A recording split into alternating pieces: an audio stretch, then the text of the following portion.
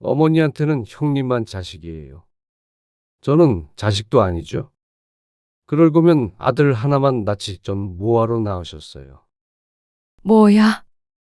너 그게 지금 너 이 자식이 그게 어머니한테 무슨 말버릇이야? 사람 많은 데서 이러지 말어라. 어머니, 정말 그러지 마세요.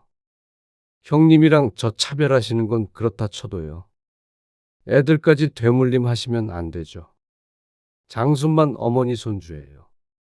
어머니는 나중에 더 늙고 병들어도 작은 아들 부양받을 생각은 죽어도 하지 마세요. 오늘 이야기 속 주인공은 86세 서영남 씨입니다. 그리고 그녀의 아들들에 관한 이야기이죠. 서 씨는 작은 아들의 말에 기가 막혔습니다. 서 씨가 장남만 아들로 생각한다며 더 늙고 병들어도 작은 아들에게 부양받을 생각은 하지도 말라며 으름장을 놓았습니다. 이게 말이나 되는 소린가 싶었습니다. 작은 아들은 큰 아들은 보내지도 못했던 대학에 다녔고 번듯한 직장을 다니며 잘 먹고 잘 살았습니다. 반면에 큰 아들은 온 식구 먹여 살린다고 평생 고생했죠. 그리고 이때까지 서 씨를 부양한 건 큰아들이었습니다. 그런데 뭐가 그렇게 억울해서 나이 든 부모에게 이런 잔인한 소리를 할 수 있는지 몰랐습니다. 천성이 못된 것인지 아니면 서 씨가 잘못 키운 것인지 서 씨는 서글펐습니다. 작은 며느리도 마찬가지였습니다. 그래서 서 씨도 작은 아들에게 말했습니다. 부양받을 생각 없으니 나중에 유산 한 푼이라도 받을 생각을 말라고 말이죠. 부모 가슴에 대못을 받고도 잘 살지 지켜보자 싶었습니다. 그리고 나중에 자기 자식에게 똑같이 당하지나 말라고 했습니다. 인간은 뭐든 겪어봐야 깨달으니 말이죠. 서 씨는 아들이 둘 있었습니다. 큰아들은 고등학교를 졸업하자마자 곧바로 일을 시작했습니다. 그리고 작은 아들은 대학에 진학했습니다. 우리도 형편이 좋으면 당연히 찬성이지만은 대학 등록금이 좀 비싸냐? 장학금도 받고 저도 일하면서 공부하면 돼요. 네 형은 공부를 못해서 대학 안 가고 일해. 어머니 아버지한테 손 안 벌린다니까요. 돈 벌어서 가게에 보탬이 될 생각은 안 하고는 암만 차남이라도 가족 생각은 안 하냐? 작은 아들은 대학에 꼭 가야겠다고 고집을 부렸습니다. 남편도 서 씨도 말릴 수밖에 없었습니다. 하필이면 그 당시에 남편 직장이 힘들 때였습니다. 그런데 작은 아들은 알아서 하겠다며 집을 나가버렸습니다. 가출은 아니었고 일은 독립이었습니다. 그렇게 작은 아들은 휴학과 복학을 반복하면서 오랫동안 대학을 다니다가 졸업했습니다. 그리고 좋은 직장에 들어갔죠. 반면에 큰아들은 상황이 힘들었습니다. 저 오늘 잘렸어요. 뭐? 왜? 회사가 힘들다고 그만 나오래요. 월급도 쥐꼬리만큼 주는 회사가 왜 널 잘라? 작은 아들은 좋은 직장에서 잘 나가는데 장남이 바로 서질 못했습니다. 그래서 고민 끝에 서 씨 부부는 큰아들에게 식당을 차려주기로 했습니다. 하지만 식당 일이라고는 해보지 않았던 아들은 처음엔 삐걱거렸습니다. 그래서 서 씨가 하던 일을 그만두고 아들의 식당에서 부엌 일을 도맡아 했습니다. 그러니까 식당은 그런대로 굴러갔습니다. 아들도 번듯한 가게가 생기니까 좀 더 성실하게 일할 수 있었습니다. 형한테 월급도 안 받고 일하시는 거예요? 그러던 어느 날 작은 아들이 명절에 찾아와 대화를 나누다가 물었습니다. 그동안 얼마라도 받고 일하는 줄 알았다며 서 씨를 나무랐습니다. 아니, 그건 아니죠. 아직 돈도 많이 못 버는데 나까지 월급 타가면 네 형은 어떻게 먹고 사냐? 그 정도로 장사가 안 되는 건 아니잖아요. 자리 좀 더 잡으면 그때 받으면 돼. 아니, 형. 형도 그러면 안 돼.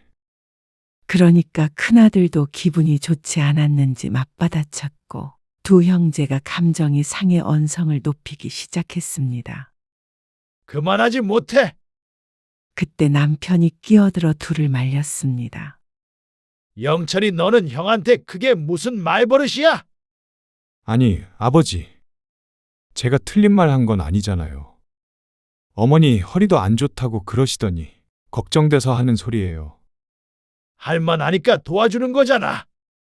너도 시간 날 때마다 와서 네 형 식당 좀 도와. 장남이 잘 돼야지 너도 잘 되는 거야. 그걸 알아야지. 그러자 아버지에게도 말대꾸를 하려는 작은 아들의 손을 서 씨가 조용히 잡았습니다. 더 이상 서 씨의 일로 분란을 일으키는 걸 두고 볼 수 없었습니다. 영철아, 그만해. 작은 아들은 서 씨의 말을 듣고 입을 다물었습니다. 할 말이 많은 얼굴이었지만 더 이상 말대꾸를 하지 않았습니다. 저놈은 지 혼자 잘났지. 영태가. 두 아들은 조금 크고 나서부터는 볼 때마다 으르렁거렸습니다. 남자들이라 그런가 보다 대수롭지 않게 생각했는데 점점 더 시간이 지날수록 두 아들의 사이엔 깊은 골이 생긴 듯 했습니다. 큰아들이 먼저 결혼을 했습니다. 서 씨 부부는 큰아들과 분가를 하게 되었습니다. 아들을 내보내는 게 아니라 서 씨와 남편이 작은 집을 구해서 나오게 됐습니다. 이제 아이도 낳고 키워야 하는 장남에게 집을 양보하자는 남편의 뜻이었습니다. 그래서 딱 둘이 살 만한 크기의 아파트를 전세로 구했죠. 저 내년에 결혼하려고 해요. 그리고 1년 정도 뒤에 작은 아들도 곧 결혼을 하겠다며 찾아왔습니다. 그러면서 전세를 구하는데 조금 보태줄 수 있는지도 물었습니다. 하지만 긍정적인 대답을 돌려주지 못해 서 씨의 마음이 좋지 않았죠. 우리 사는 거 보고도 그런 말이 나오니. 작은 아들이 조금 원망스럽기도 했던 것 같았습니다.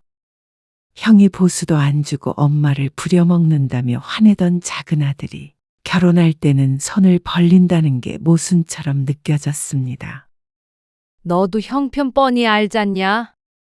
그런데 형님은 집도 주셨잖아요. 그건 상황이 그래서 그런 거고 말이야. 저는 많이 바라는 거 아니에요.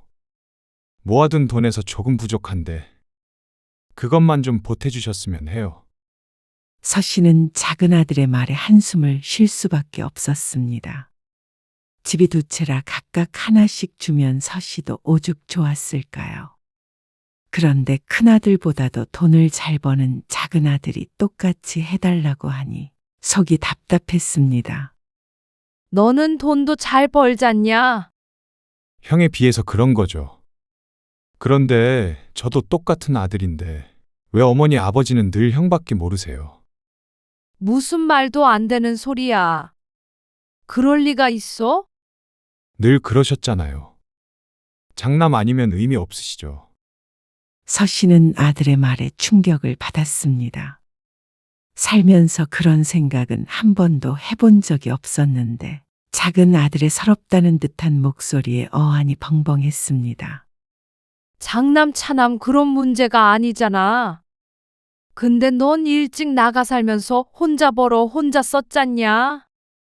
그런데 네 형은 그래도 장남이라고 책임감이 있어서 다 같이 잘 살려고 대학도 못하고 계속 일하고 부모한테 보탬이 되려고 얼마나 노력했는데. 형이 보탬이 되려고 그랬던 게 아니라 능력이 없어서 어머니한테 얹혀서 산 거죠. 대학은 제가 스스로 갔고 어머니는 형 식당 차려주시고 집도 주셨잖아요. 누가 책임감이 있단 말씀이세요? 영철이 너 왜 이렇게 삐뚤어졌어? 그땐 다 사정이 있어서 그런 거잖아. 식당도 형만 혼자 잘 살자고 차린 거 아니잖아. 실제로 식당 일이 좀 나아지면서 서 씨는 월급도 받았습니다.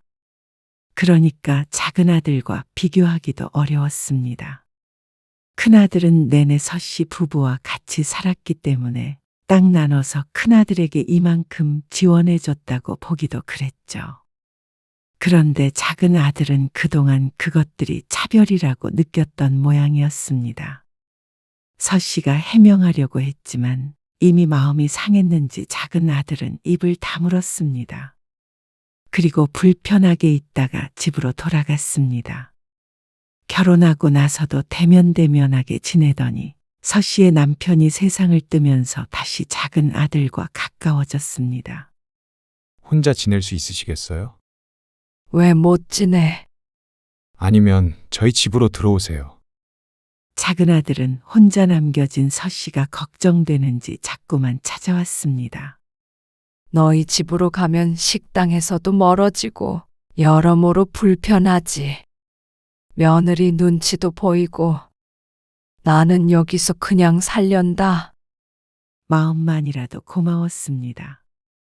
큰아들은 그런 말이 없었는데 작은 아들은 큰아들에 비해 섬세한 구석이 있긴 했습니다. 그만큼 예민하기도 했지만 말이죠. 그런데 크게 걱정할 것도 없었습니다. 큰아들과 작은 아들네 모두 비슷한 시기에 임신 소식을 알렸습니다. 남편이 떠난 빈자리를 새 생명이 채웠습니다. 큰아들은 아들을 낳았고 작은 아들은 딸을 낳았습니다. 3달 터울이었습니다. 남자아이 하나, 여자아이 하나. 딱 좋네. 장남이 아들을 낳았으니 그것도 복이었고 서씨 팔자에는 없었던 딸을 차남이 낳았으니 그것 또한 기쁜 일이었습니다. 그리고 서씨는 무척 바빠졌습니다. 어머니, 낮 동안엔 식당 나오지 마시고 애기 좀 봐주세요. 진수 엄마는? 진수 엄마는 식당 일 봐야죠. 진수 엄마가 애 보는 게 낫지 않겠어? 어머니 식당 일 힘들다고 그러셨잖아요. 허리도 아픈데 집에서 편하게 진수 돌보세요. 애 재롱도 보고 좋죠. 사실 아이를 보는 게 허리에 더 나쁜 것 같았지만 큰아들에게 그렇게 말하진 않았습니다. 서씨도 자신의 손으로 장손을 돌보고 싶었습니다. 서씨는 이전보다 더 바쁜 나날을 보냈습니다. 왔다 갔다 하면서 며느리 몸조리도 해주었고 애가 조금 컸을 때는 서씨가 손자를 도맡아 돌봐야 했습니다. 그러던 어느 날이었습니다. 작은 아들이 전화를 해왔습니다. 잘 지냈니? 오랜만에 연락을 하는 것 같았습니다. 요새 바쁘세요? 그런데 아들의 목소리가 그다지 좋지 않았습니다. 바쁘긴 하지. 너희는 무슨 일 있니? 그게요. 혹시 낮에 잠깐씩 연서 좀 봐줄 수 있으세요? 연서? 연서 엄마 있잖아. 이제 복직해요. 근데 다이 돌봐줄 사람을 구하긴 했는데 그래도 2-3시간은 볼 사람이 또 있어야 할 것 같아서요. 이게 시간 맞추기가 힘드네요. 회사가 너무 늦게 끝나다 보니까. 마음은 굴뚝 같지만 이미 손자를 봐주고 있어서 손녀까지 돌봐줄 시간이 없었습니다. 그 이야기를 하자 아들이 말했습니다. 이제 진수는 어린이집 갈 때도 됐잖아요. 손자가 3달 앞서 태어났기 때문에 손녀딸보다는 크긴 했습니다. 하지만 아직 어린데 어린이집에 보낼 생각은 없었습니다. 아니면 저희 퇴근하기 전에 2시간 정도만 부탁드리면 안 될까요? 장모님도 가까이 안 계시니까 부탁드릴 사람이 없어요. 내가 어떻게 둘을 같이 보니? 진수만 보는 것도 골병 들겠다. 1년 동안 진수 봐주셨으면 저희 연서도 조금 봐주시면 안 되는 거예요? 그래도 어떻게 그러냐? 진수는 어떡하고? 형수님은 꼭 식당에 있어야 하는 건 아니잖아요. 직원도 있고요. 아이고, 그건 안 돼. 진수 안 그래도 몸도 약한데? 내가 안 봐주면 애 탈난다. 서씨의 말에 작은 아들은 할 말을 잃어버린 듯 말이 없었습니다. 작은 아들에게는 조금 미안하긴 했지만 어쩔 수가 없었습니다. 너희는 돈 잘 버니까 사람을 하나 더 쓰던지 해봐. 미안하다. 거절하는 서 씨의 마음도 편하지는 않았습니다. 그 이후로 작은 아들에게서 연락은 오지 않았습니다. 손녀딸은 어떻게 하고 있는지 궁금해서 며느리에게 전화했더니 잘 키우고 있으니 걱정하지 말란 대답을 했습니다. 그래서 서 씨는 사람을 썼구나 싶어서 안심했습니다. 아무래도 맞벌이 하는 부부라서 바쁘긴 한 모양이었죠. 그 이후로도 서 씨는 손자가 초등학교, 그리고 중학교, 고등학교를 들어갈 때까지 뒷바라지했습니다. 주변에서도 손자는 할머니가 다 키웠다며 혀를 내두를 정도로 헌신했습니다. 서 씨의 낙이었습니다. 영태가 이리 좀 와봐라. 네, 어머니. 왜요? 식당에 앉아서 마늘을 까던 서 씨가 퍼뜩 든 생각에 아들을 불렀습니다. 큰아들이 텔레비전을 보고 있다가 서 씨의 맞은편에 앉았습니다. 서 씨는 주머니에서 흰 봉투를 꺼내서 아들에게 건넸습니다. 이게 뭐예요? 뭐긴 진수 대학 등록금이지. 그러자 큰아들이 눈을 크게 떴습니다. 이 돈은 어디서 나셨는데요? 엄마가 이만한 돈도 없는 줄 아냐? 그걸로 진수 학비네. 그러자 큰아들이 물끄러미 서 씨를 바라보더니 고개를 끄덕였습니다. 감사해요. 진수 그놈이 커서 어머니한테 어떻게 갚으려고 그러는지. 갚긴 뭘 갚어. 내 새끼 공부시켜주는 건 당연하지. 서 씨는 내 자식들만큼이나 귀하게 키운 손자에게 주는 돈은 아깝지 않았습니다. 능력 닿는 한은 도와주고 싶었습니다. 다행히 손자가 공부를 잘해서 대학도 잘 갔습니다. 발표가 났을 때는 집안의 경사였습니다. 특히나 큰아들은 자신의 한을 아들로 풀었다며 눈시울을 붉혔죠.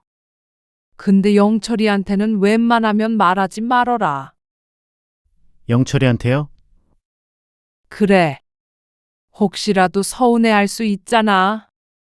뭘 서운해요?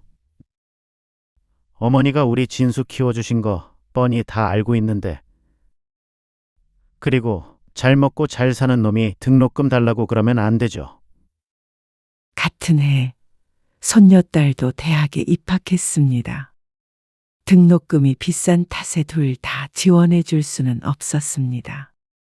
그리고 아무래도 명절 때나 가끔 보는 손녀보다는 내내 끼고 살았던 손자가 애틋할 수밖에 없었습니다.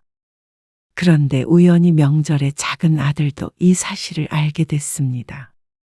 학비 얘기가 나왔는데 손자가 무심코 말을 꺼내는 바람에 말이죠.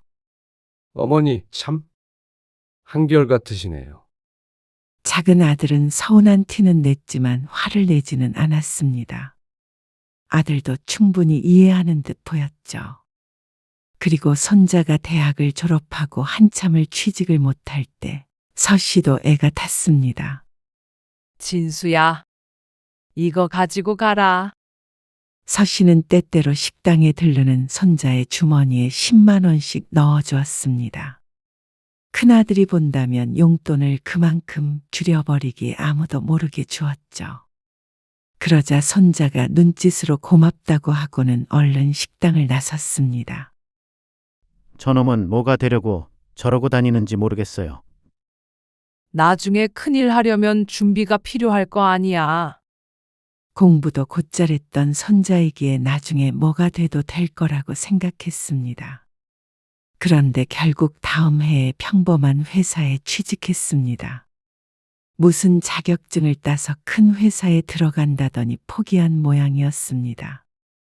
정 안 되겠으면 식당이라도 물려받으면 되잖아. 속상해하는 큰아들에게 서 씨가 말했습니다. 설마 장손을 굶게 하겠나 싶었습니다. 연서는 세무사식이나 됐는데 나 참 쪽팔려가지고 어디다 말도 못해요. 더 좋은 대학 나온 놈이. 연서는 지 엄마 아빠가 대학 나와서 잘 가르쳐서 그런 거지. 어쩌냐? 미안하다. 그때 영택이 너도 내가 어떻게 해서든 대학을 보냈어야 하는 건데. 이래서 가난도 대물림 된다고 한 모양이었습니다. 부모가 잘나니 자식도 잘나졌습니다. 큰아들을 대학도 안 보내고 일을 하게 만든 자신의 잘못이었습니다. 작은아들이 그렇게 길을 쓰고 대학을 가려고 한 이유가 있었습니다. 서씨 또한 가방끈이 짧으니까 거기까지는 생각하지 못했습니다. 영철이 그놈은 연서 공부시킬 때 진수한테 조언이라도 좀 해주지. 손녀는 대학을 다니면서 세무사 공부를 했다는 걸 나중에 전해 들었습니다. 그래서 졸업 후에 바로 합격해서 벌써 회사에 취직한 지 몇 년 되었습니다. 그러니까 자연스럽게 두 아들의 사이는 더 벌어지는 것 같았습니다. 됐어요. 그놈이랑은 말도 못 섞어요. 말끝마다 잘난 척하고 진수 주눅 들어서 싫어요. 그건 그렇다. 손자가 잘 됐으면 손녀를 끌어줬을 텐데 손녀가 잘 되니까 그 반대는 잘 되지 않았습니다. 특히나 성별도 바뀌는 바람에 손자는 더욱 자존심 상해했습니다. 그래서 명절에 가끔 보게 되면 서로 대면대면하게 굴었습니다. 꼭 자기 아빠들처럼 말이죠. 그러던 어느 날이었습니다. 어머니, 연서 가을에 결혼해요. 뭐? 벌써? 벌써 세월이 그렇게 흘렀나 싶었습니다. 아직도 어린아이 같은데 결혼할 나이가 되었다니요. 그런데 서 씨의 나이를 생각하면 이상한 일도 아니었습니다. 서 씨도 80을 바라볼 때였으니 말이죠. 그리고 그해 가을에 손녀딸은 결혼식을 했습니다. 서 씨에게 손녀 사위가 생긴 것이었습니다. 오래 살다 보니 별일이 다 있구나 싶었습니다. 자연스럽게 남편이 떠올랐습니다. 참 좋아했을 텐데 하고 말이죠. 그리고 결혼식이 끝난 일주일 뒤쯤 작은아들에게서 연락이 왔습니다. 어머니, 그 축의금 말이에요. 아, 그래. 연서한테 줬는데 받았대냐? 네. 근데 20만 원 하신 거 맞으시죠? 그래. 왜? 뭐가 잘못됐어? 잃어버렸대니? 아니에요. 싱겁기는. 작은 아들은 곧 손녀가 신혼여행에서 돌아온다며 주말에 손녀와 손녀 사위가 함께 서 씨에게 인사하러 오고 싶다고 했다고 전했습니다. 서 씨는 반갑게 고개를 끄덕였습니다. 아이고, 늙은이를 다 챙겨주네. 안 와도 되는데. 따로 인사드린 적은 없잖아요. 토요일 저녁에 간다고 하니까 시간 비워두세요. 뭐 차릴 필요 없고요. 연서랑 같이 외식하세요. 알겠죠? 알았다. 그런데 막상 주말이 다가오자 약속을 취소할 수밖에 없었습니다. 손자 때문이었습니다. 할머니, 나 토요일에 갈게. 토요일에 연서 오기로 했어. 연서 신랑이랑. 나도 토요일밖에 시간이 없는데. 연서는 나중에 오라고 해. 중요하게 할 말 있단 말이야.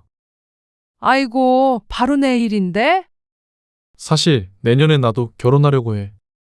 할머니, 그래서 소개시켜 주려고 했지. 어머나, 정말이야? 서 씨는 크게 놀랐습니다. 이런 겹경사가 다 있나 싶었습니다. 아이고, 그러면 와야지. 연서는 다음에 오라고 할게. 이미 결혼식장에서 한 번 봤으니까 굳이 급하게 인사를 받을 필요는 없다고 생각했습니다.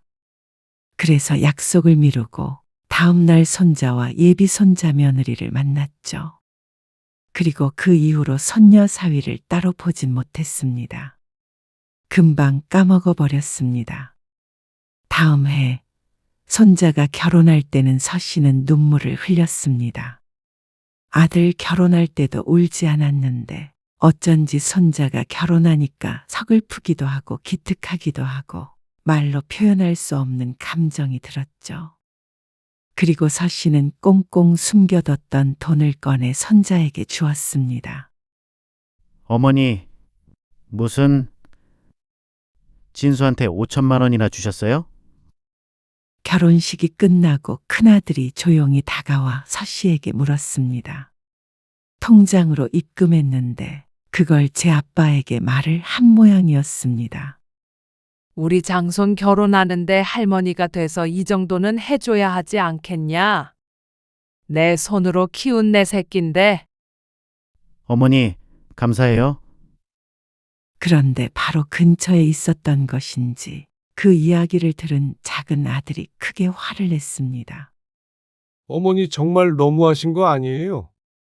아들이 이렇게 언성을 높인 건 처음인 듯 했습니다. 서씨는 무척 당황스러웠습니다. 뭐 때문에 화가 난지 몰랐습니다. 연서 결혼할 때는 꼴랑 20만 원 주시더니 5천만 원이요? 어떻게 그러실 수가 있어요? 돈 때문인 것 같았습니다. 서씨는 주위를 두리번거렸습니다. 혹시나 누군가 보고 있을까봐 무서웠습니다. 진수는 어릴 때부터 내가 키웠잖냐? 손자가 아니라 아들이나 마찬가지인 거 너도 알잖아. 그걸 지금 변명이라고 하시는 거예요? 변명이 아니라 그 정도는 이해해야 하지 않겠니? 그리고 남자가 결혼할 때 목돈이 있어야 할 거 아니야. 여자는 필요 없고요? 그게 무슨 말도 안 되는 말씀이세요? 참, 연서는 직장도 잘 들어가서 돈도 잘 벌고 앞으로도 그럴 거 아니야. 근데 진수는 덜 벌잖냐? 그래서 미천하라고 좀 도와준 건데 작은 아빠가 돼가지고 그러지 말어라. 작은 아들이 왜 이렇게 욕심을 부리는지 몰랐습니다. 대학을 졸업한 이후로 작은 아들은 늘 큰아들보다 잘 살았습니다. 인생에 큰 굴곡 없이 펜대 굴리면서 사무실에 앉아 편히 돈 벌었습니다. 큰아들이 한 고생에 비하면 아주 윤택하게 살고 있는데 돈 때문에 자꾸만 서운해하니까 부모된 입장에서 서씨는 더 서운할 수밖에 없었습니다. 형제간에 도울 생각은 않고 질투만 해대니 말이죠. 어머니한테는 형만 자식이에요? 저는 자식도 아니죠? 그럴 거면 아들 하나만 낳지 뭐하러 낳으셨어요? 뭐야? 너 그게 지금? 너 이 새끼가 그게 어머니한테 무슨 말 버릇이야? 큰아들까지 대화에 끼어들면서 난리가 났습니다. 경사스러운 날에 날벼락이 떨어졌습니다. 사람 많은 데서 그러지 말어라. 어머니, 정말 그러지 마세요. 형님이랑 저 차별하시는 건 그렇다 쳐도요. 애들까지 되물림 하시면 안 되죠. 장손만 어머니 손주예요. 그건 진수를 내 손으로 직접 키웠으니까. 그것도 어머니가 하고 싶어서 그렇게 하신 거죠. 연서 좀 맡아달라고 할 때 하루에 2시간도 싫다고 하셨잖아요. 그게 언제적 얘긴데 아직까지 마음에 담아두고 있는 건지 몰랐습니다. 벌써 그 아이들이 커서 결혼을 하는데 말이죠. 그 뒤로 작은 아들네는 연락하지 않았습니다. 명절에도 찾아오지 않았습니다.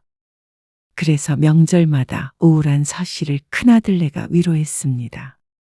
그리고 손자와 손자 며느리도 있어서 다행이었습니다. 끊긴 인연이 있으면 이어지는 인연이 있었습니다. 며느리는 결혼한 지 얼마 되지 않아서 임신을 했습니다. 서씨 나이 82의 증손주를 보게 되었죠. 그러면서 서씨는 손자 집으로 들어가게 되었습니다. 태어난 아기를 봐줄 사람이 필요했는데 아직 정정한 서씨가 그 역할을 맡게 되었습니다. 그런데 주변에서는 걱정을 많이 했습니다. 82이면 본인 몸 가누기도 힘든데 증손주를 본다고? 아이고, 제명에 못 살지. 그게 아니라 내가 손자를 직접 키웠거든. 그래서 나이든 할머니 자기가 모시고 살겠다고 한 거야. 나이가 있으니 혼자 사는 것도 불안했고, 마침 손자도 도움이 필요했으니까 여러 상황상 가장 좋은 선택을 한 것이었습니다. 할머님, 연준이 자꾸 옷 입히지 마세요. 더워서 땀 띠나요. 날이 쌀쌀해서 입혔지. 감기 걸릴까봐. 실내에서 감기 안 걸려요. 자꾸 이렇게 꽁꽁 싸매면 더 감기 걸려요. 피부에도 뭐가 자꾸 나고요. 그러냐? 알았어. 몰랐어. 서 씨는 며느리와 살아본 경험도 없었습니다. 손자 며느리는 당연했죠. 그래서 눈치가 보였습니다. 뭘 하더라도 하나하나 물어야 했고, 혹시나 늙은이가 눈치 없이 행동해서 며느리 기분 상할까 싶어서 신경 썼습니다. 그래도 좋았습니다. 나이 들어도 손자에게 도움이 될 수 있다는 사실이 말이죠. 그러다가 서 씨의 건강이 안 좋아져서 며칠 입원을 하게 되었습니다. 손자는 내 돌볼 사람이 사라지니 비상사태였습니다. 하지만 서 씨도 힘든 시간을 보냈습니다. 젊어서 아픈 것과 나이 들어 아픈 것은 참 달랐습니다. 병원에 있으니까 마음이 약해져서 작은 아들이 생각났습니다. 죽을 병에 걸린 건 아니었지만 혹시나 이렇게 병원에 누워 있다가 죽으면 후회할 것 같기도 했습니다.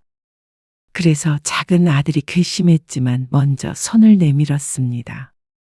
입원했다는 말에 작은 아들은 놀라서 한달음에 달려왔습니다. 이렇게 보면 작은 아들도 마음이 약하고 효자는 효자였습니다. 아니, 진수랑 같이 사신다면서요. 건강 관리를 어떻게 하신 거예요? 그게 뭐 진수 탓이냐? 이 나이 되면 다 아픈 거지. 그렇게 자연스럽게 작은 아들 부부와는 다시 연락하며 지내게 되었습니다. 금방 퇴원하긴 했지만 작은 아들은 걱정이 됐는지 집으로 보약을 지어서 보내오기도 했습니다. 아가, 이것 좀 먹어봐라. 이게 뭐예요? 서 씨는 작은 아들이 지어준 보약을 손자 며느리에게 건넸습니다. 깡말라서 여리여리한 것이 몸보신이 필요해 보였습니다. 보약이야. 비싼 거라고 하니까 네가 먹어라. 아, 저는 못 먹겠어요. 냄새 때문에. 그러지 말고 먹어봐. 할머니, 먹기 싫대잖아. 요새 누가 보약을 먹어? 할머니 드세요. 진수 너라도 먹어. 그러면 아깝잖아. 안 드실 거면 버리세요. 그 말에 하는 수 없이 서 씨가 먹었습니다. 좋다고 한 게 진짜였는지 정말로 기운이 나는 것 같았습니다. 그러던 어느 주말이었습니다. 손자와 손자 며느리 모두 집에 있었고 큰 며느리도 집에 와 있었습니다.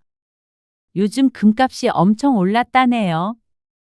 금 가지고 있는 사람들 다 부자 된대요. 그래?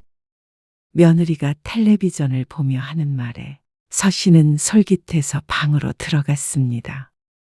오래된 서랍장을 열자 그 안에는 묵직한 금목걸이가 나왔습니다.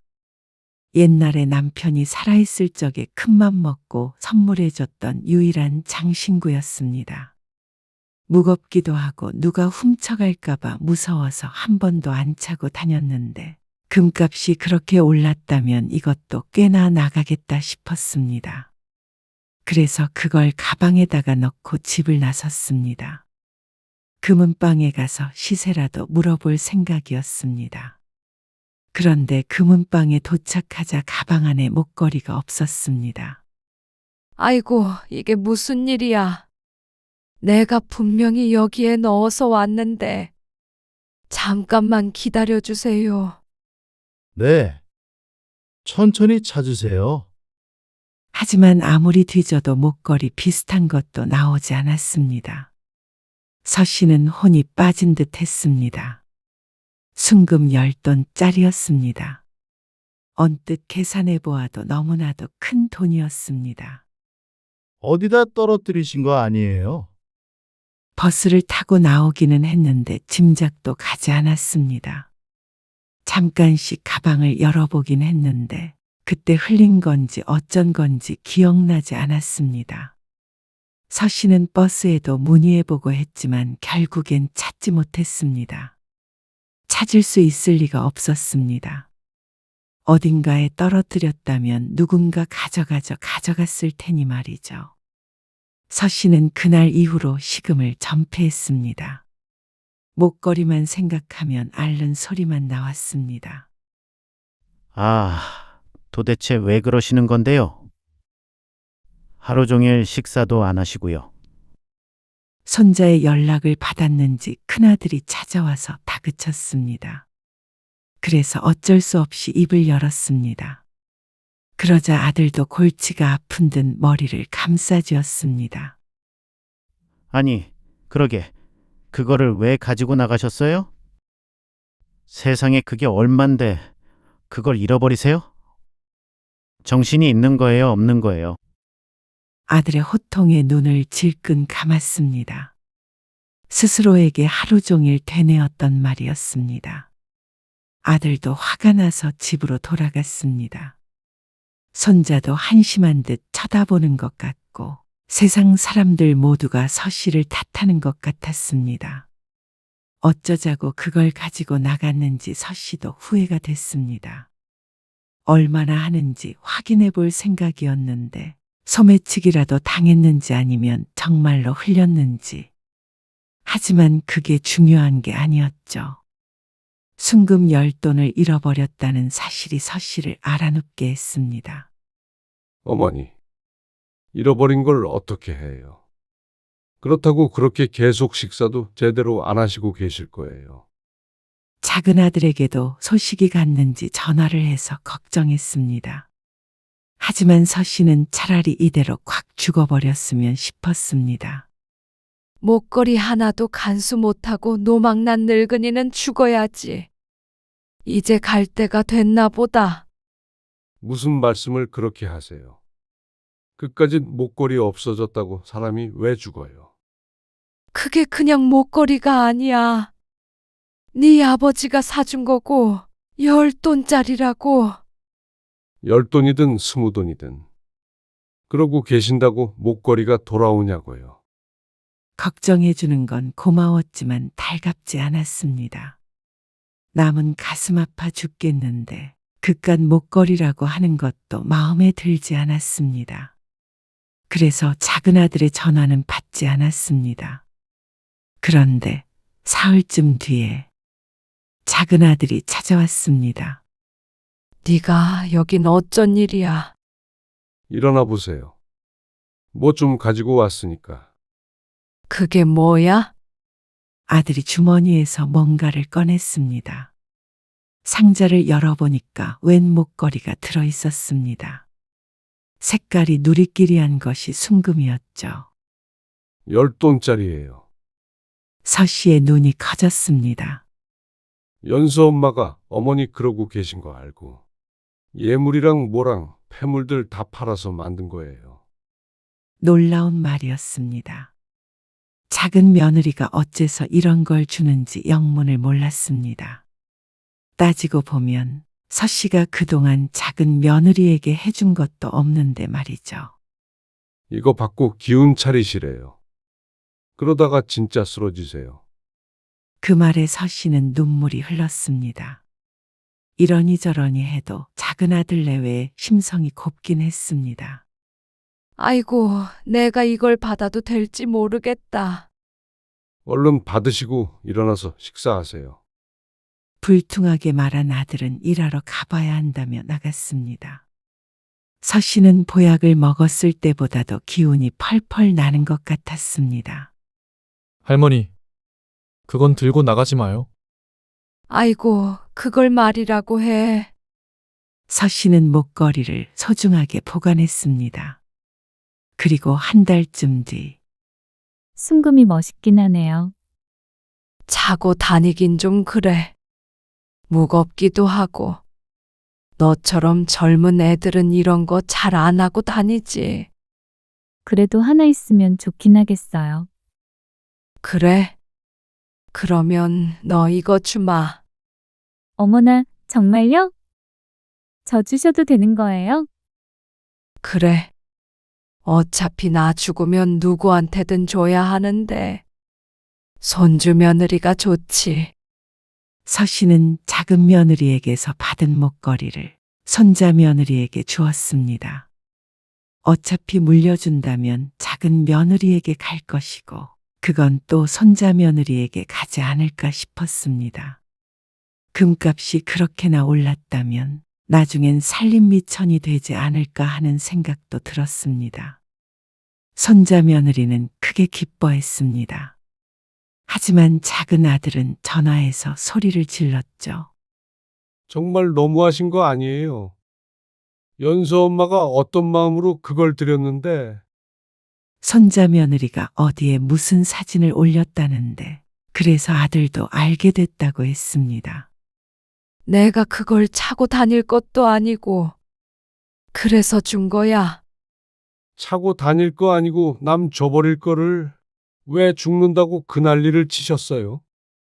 안 그랬으면 드리지도 않았죠. 있는 거랑 없는 거랑 같냐? 연서 엄마가 진 금붙이 싹 팔아서 사드린 거예요. 그걸 어떻게 손주 며느리한테 줘버리실 수가 있으세요? 진짜 이러실 수는 없는 거예요. 사람이라면 말이에요. 작은 아들의 말에 서씨의 표정에도 금이 갔습니다. 애초에 달라고 한 적도 없었습니다. 그런데 줬다면 그건 서씨의 것이었습니다. 서씨가 그걸 누굴 주던지 간에 아들이 이렇게 전화해서 사람이네 아니네 할 수는 없는 문제였습니다. 그리고 정말로 남을 줘버린 것도 아니고 손자 며느리였습니다. 가족에게 줬는데 이게 이렇게 화낼 만한 일인가 싶었습니다. 어머니는 나중에 더 늙고 병들어도 작은 아들 부양받을 생각은 죽어도 하지 마세요. 서씨는 아들의 말에 석상처럼 굳어버렸습니다. 작은 아들에게 들었던 말 중에서 가장 독한 말이었습니다. 그리고 이내 화가 났습니다. 부양받을 생각 없다. 대신 너도 나 죽으면 유산 한 푼 받을 생각 마. 그렇게 할게요. 영철아. 서씨가 아들의 이름을 불렀지만 전화는 끊어진 상태였습니다. 마음이 불편해서 다시 전화를 걸었지만 받지 않았습니다. 작은 며느리에게도 전화를 했는데 마찬가지였습니다. 고작 목걸이 때문에 연을 끊기라도 하겠다는 것인지 조금만 서운한 게 있으면 연락부터 끊어버리는 작은 아들이 괘씸했고 섭섭한 마음도 들었습니다. 서씨도 그런 아들에게 지쳤습니다. 나이 든 엄마를 들었다 놨다 하는 아들에게 더 이상 서씨도 끌려다니고 싶지 않았습니다. 그렇게 1년은 넘게 아들과 전혀 연락도 안 하고 살았습니다. 그리고 증손주는 그 사이에 조금 컸죠. 명절에 큰아들네가 소자의 집으로 왔습니다. 작은 아들네는 없었지만 아쉽지 않았습니다. 증손주의 재롱을 보는 나날이 행복했죠.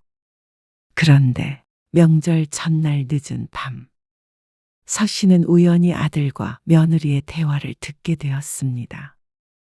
어머니, 요양원에 모시려고. 잘 생각했어요. 언제까지 애들 보고 모시게 할 수는 없잖아요. 애들도 힘들다고 하소연해. 그래도 마음에 걸리긴 한다. 치매에 걸리신 것도 아니고.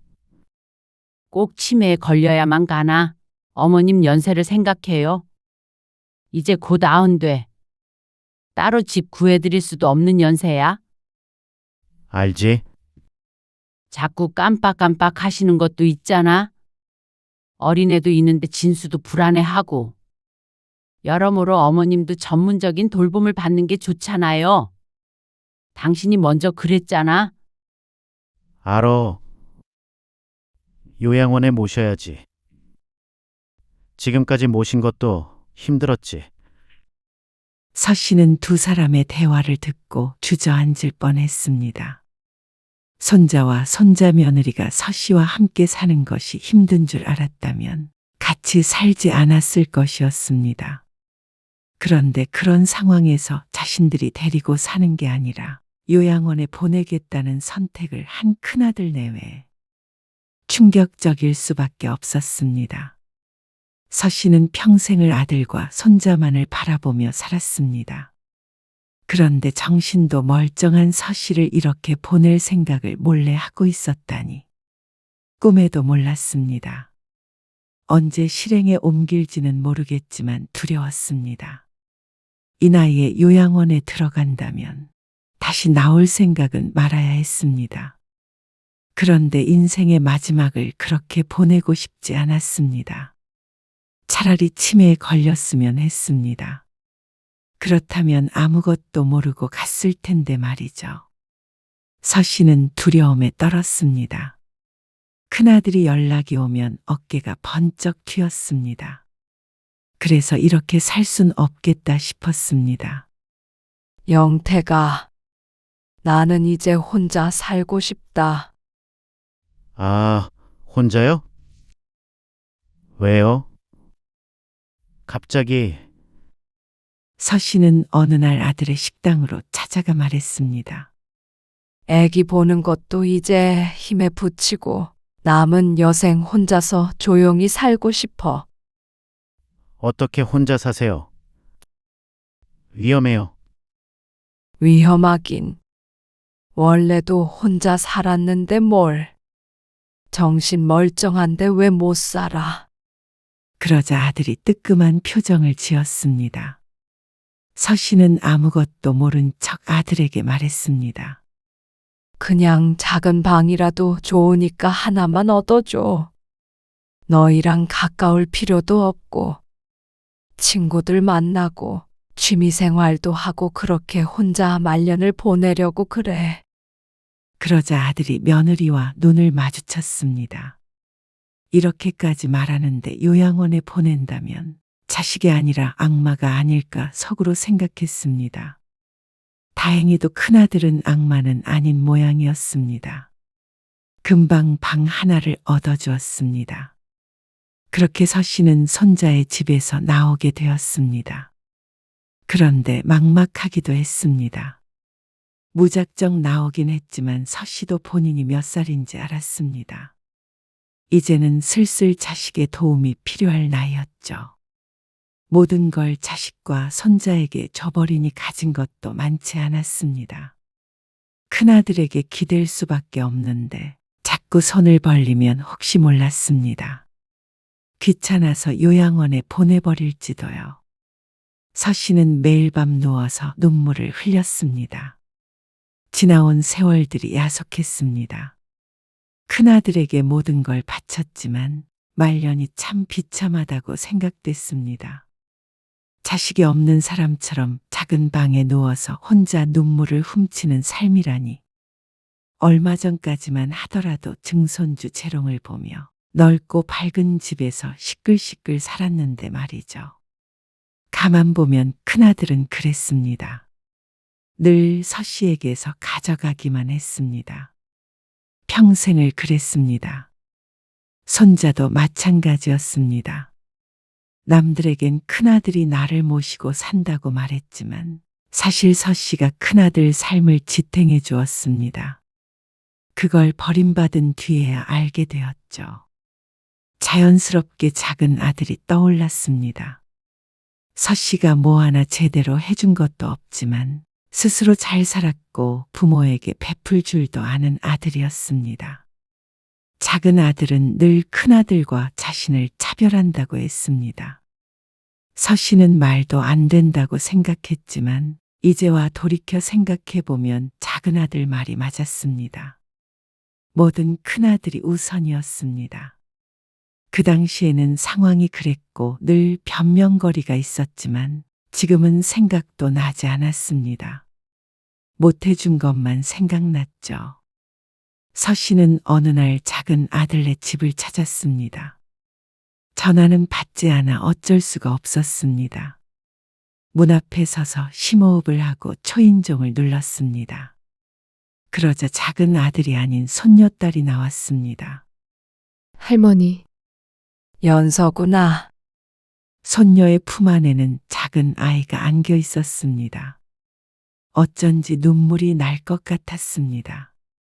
손녀의 뒤로 작은 아들이 얼굴을 보였습니다. 그런데 반가워 보이는 기색은 없었습니다. 오히려 그 반대였습니다. 여긴 왜 오셨어요? 그게 말이야. 엄마가 진수네 집에서 나오게 됐는데. 그래서 혼자 살아. 그래가지고. 횡설수설하는 서 씨의 말을 끊고 작은 아들이 차갑게 대꾸했습니다. 그건 형님한테 들어서 알고 있어요. 근데 왜 찾아오셨냐고 물었어요. 말문이 턱 막히는 기분이었습니다. 서 씨의 사정을 알고 있었다면 왜 온 것인지도 알 텐데 굳이 묻는 이유는 분명했습니다. 보고 싶어서 왔지. 제가 말씀드렸죠. 작은 아들 부양받을 생각은 꿈에도 하지 마시라고요. 그런 게 아니라고 그냥 얼굴만 보러 온 것이라고 말하고 싶었지만 입이 떨어지질 않았습니다. 사실이 아니었습니다. 내심 작은 아들이 자신을 딱하게 여겨서 다시 전처럼 지내자고 해주길 바라고 온 것이었습니다. 이만 돌아가세요. 코앞에서 문이 닫혔습니다.